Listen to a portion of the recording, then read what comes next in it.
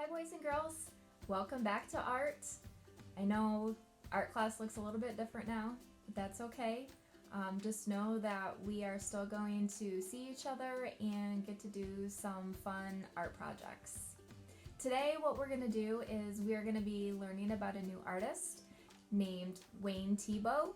He's an American artist and he's done some really great things, and he is very well known for making sweet treats. So some yummy treats. I know you guys are excited to see some of these things. And what we're going to do is check out some of his pieces of work and have him inspire us for the project that we're going to do today. So let's go ahead and get started. Alright boys and girls, here is a photo of Wayne Thiebaud. He was born on November 15th, 1920. So this year he will be turning 100 years old.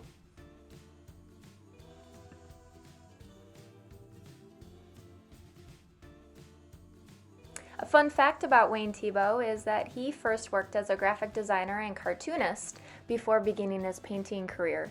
He was an illustrator of Mickey Mouse. Wayne Thiebaud is best known for his paintings of cakes, pies, and candies arranged in a classic diner or cafeteria style. He places emphasis on the appearance as well as the taste. His use of color and the way he applied the paint helped to achieve this. He many times would use a paint knife and apply the paint as if he were spreading the frosting onto his cakes.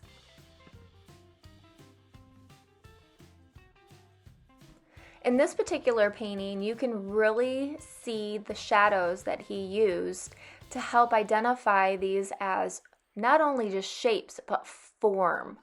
So these look as if you could pull them right out of the painting and eat them.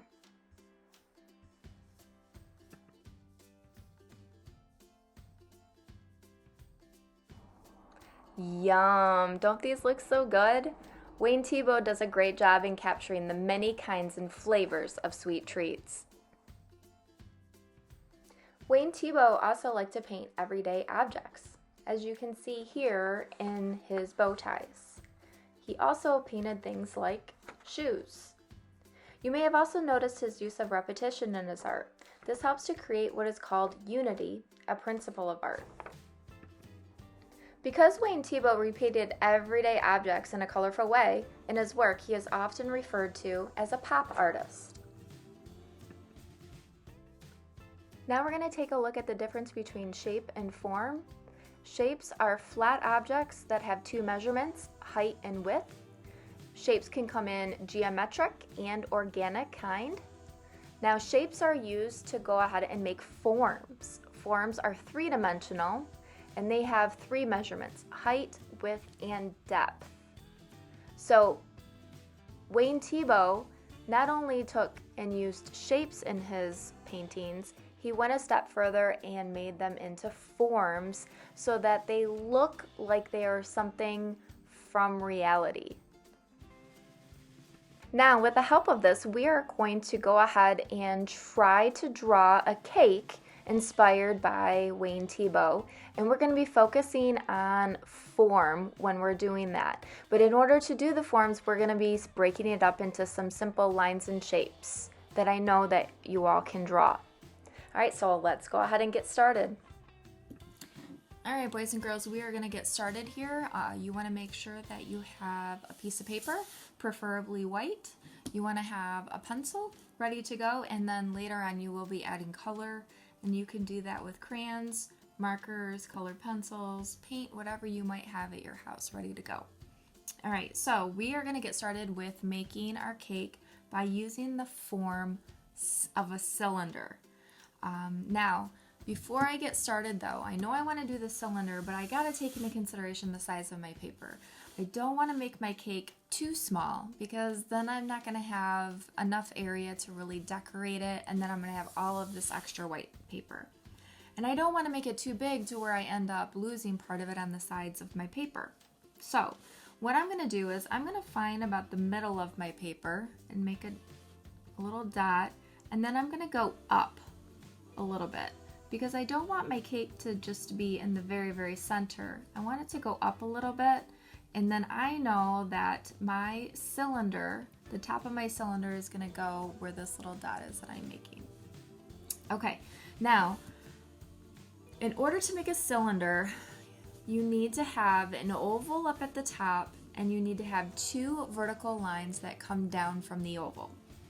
The easiest way to do this so that we can kind of predict how big our cake is going to be is I would suggest doing your vertical lines first so you can determine the width of your cake.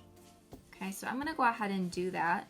And if you want to use a ruler, you could use a ruler.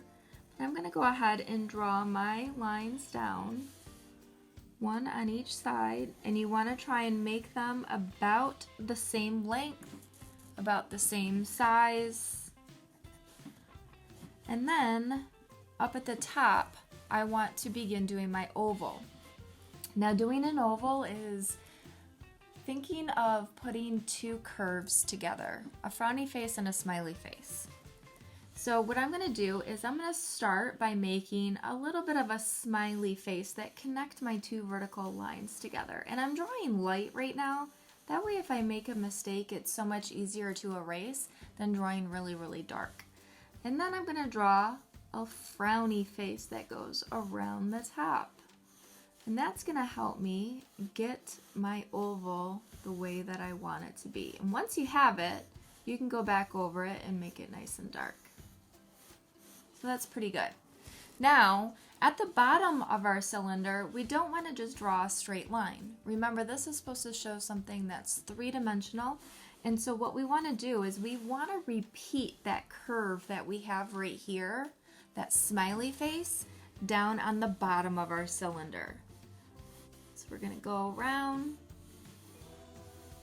We're going to make a little bit of a smiley face, a little curve, okay? All right, so that's the beginnings to our cake. Now we want to go ahead and put our cake on a plate. So in order to do that, we're going to make the plate look like it's coming around the side of the cake. And so I'm going to make a little mark here and a little mark here. You want it coming out on about the same place on both sides of the cake. And you're going to bring this around and curve it around.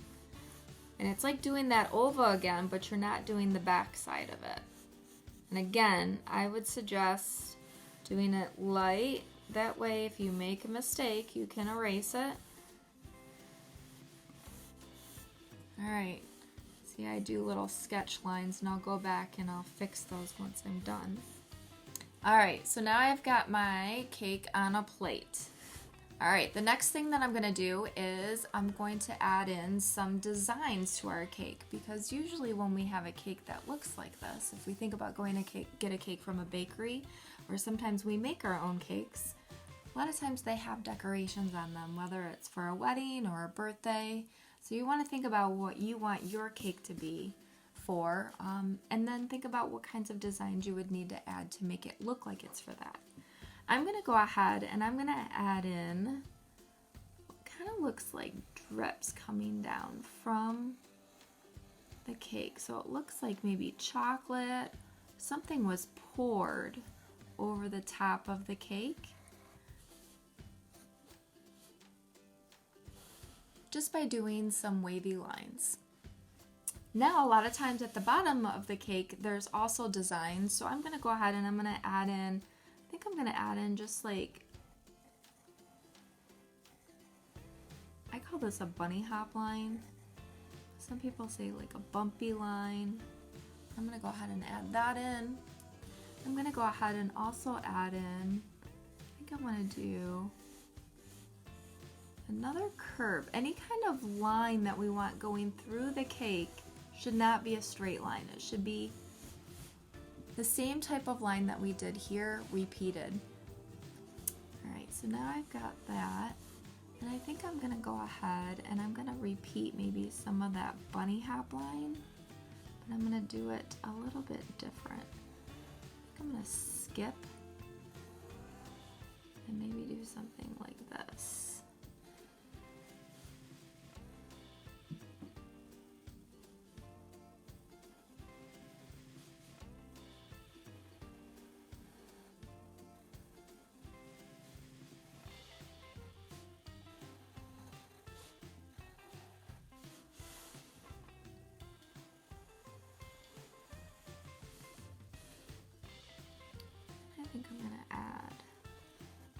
and some polka dots.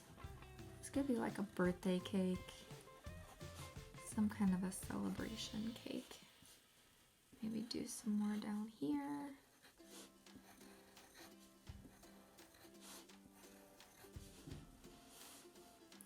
I think I'm gonna do maybe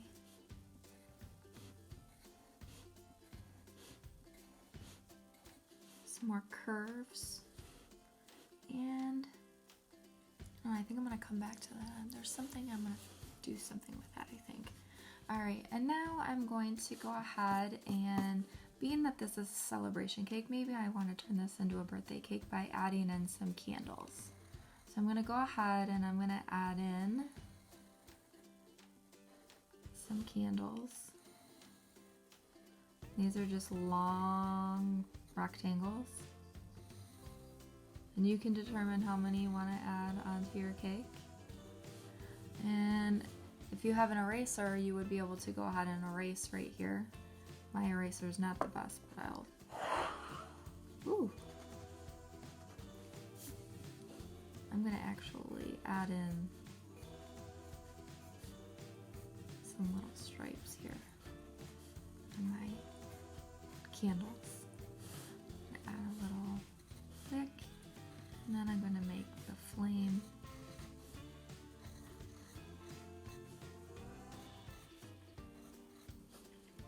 and then I think I'm going to go ahead and maybe add in some sort of design that goes around my cake.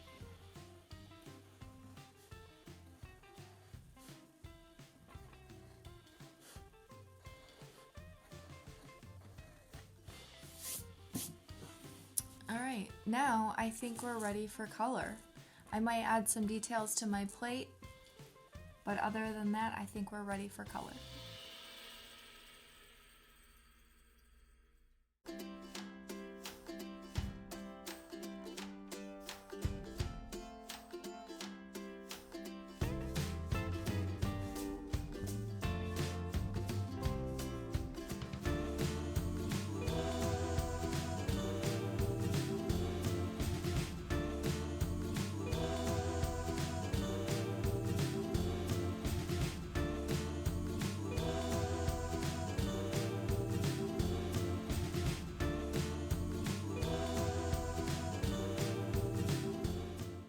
Boys and girls, it's now your time to draw your own cake inspired by Wayne Thiebaud.